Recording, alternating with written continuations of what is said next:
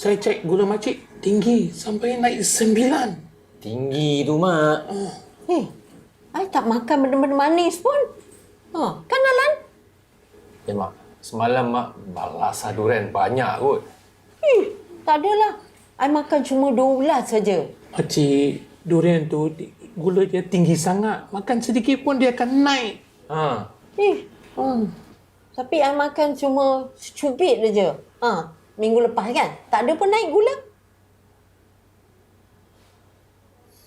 Dan benda yang paling saya tak suka bila mak ni lah.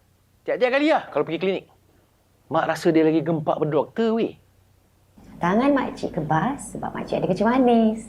Jadi saya boleh bagi makcik vitamin B, ambil sebiji je sekali sehari lepas makan, ya?